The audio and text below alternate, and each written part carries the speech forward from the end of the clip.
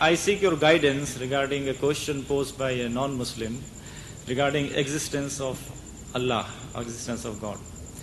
I was having argument with a Hindu fellow who was worshipping his God. He said this is the God of Lakshmi, this is the God of power, this is God of success. So I said these are all stones and you are worshipping them. Why don't you become Muslim and worship the Allah? He said that if you prove to me that Allah exists, then I will become Muslim.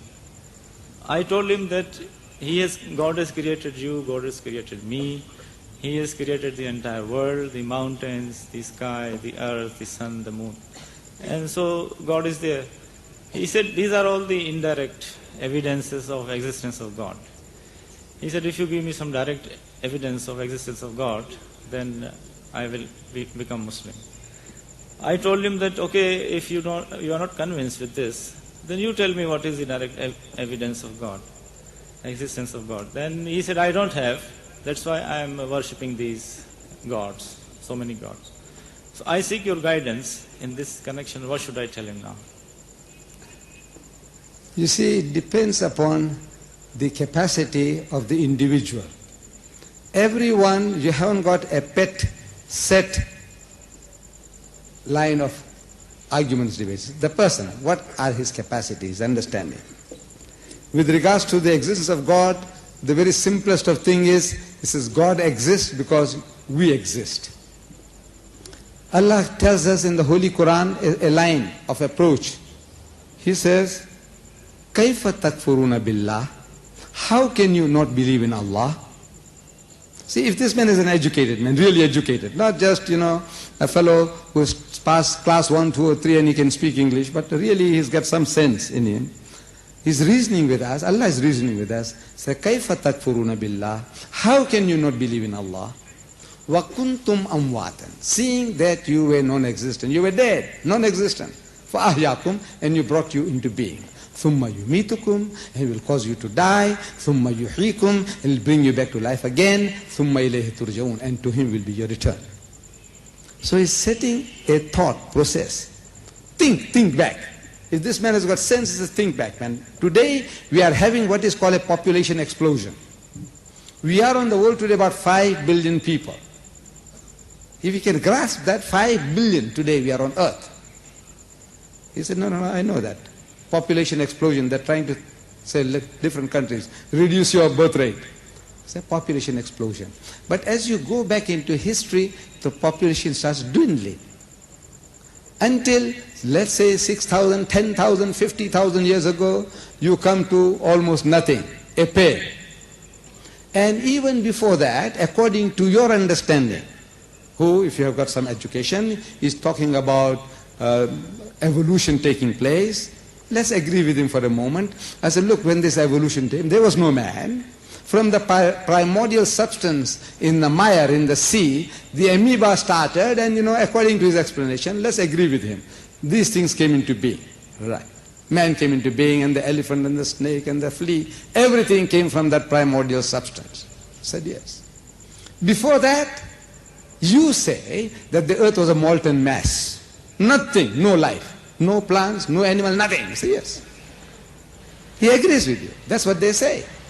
You're only using his knowledge, what he knows. If he knows, now you can talk to him. So look, there was nothing. You say, how did life come? Where did it come from? So he said, well, it just came like that. He says, what? You explain how it started. A group of amoeba, protoplasm, they thought for themselves that now we will collate and break up and collate and eventually will make ourselves into an elephant. Huh? Is that what they did? This another group said, I will make myself into a gorilla. Another one said, I'll make myself into a monkey. Another one said, I'll make myself into a chimpanzee. Another one said, I'll make myself into a donkey. Another one said, I'll make myself into a pig. Come on, tell me now. They thought out all these things. This amoeba, which got no brains, it had the brains, now created this man. He said, must have eyebrows. So look at your eyes, how it is protected. How many times you had blue eyes and your eye was not damaged because of this construction. Man, each and everything is a miracle.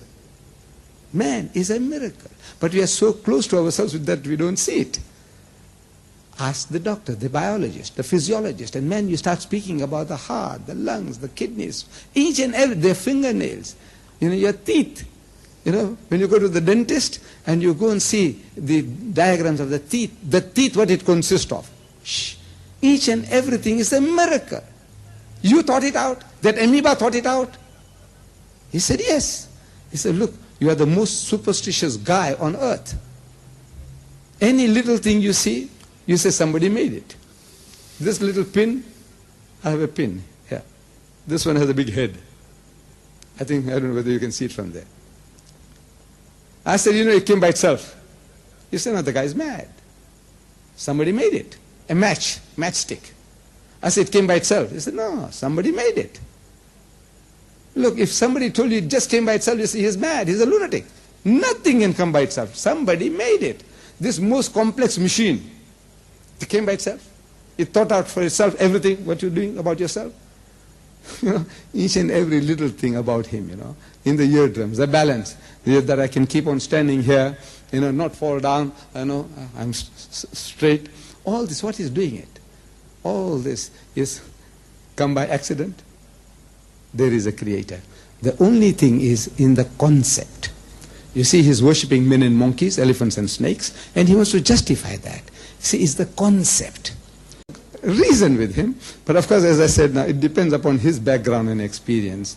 I can't just give you a pat answer, say, look, just tell him this, and he'll be satisfied. You got to find out from him, like suppose now I had a chance of meeting the fellow, and as soon as he starts opening his mouth, I said, what is this, man? So everybody, you have to deal with them individually, according to the background and experience.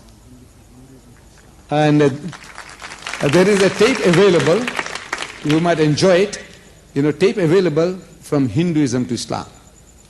In other words, I'm explaining my people, ancestors were Hindus, and how we became Muslims, and from what to what. And it explains all this, most of this, what we are, this problem. Show him, he'll enjoy it, and I say, inshallah, you'll also enjoy it.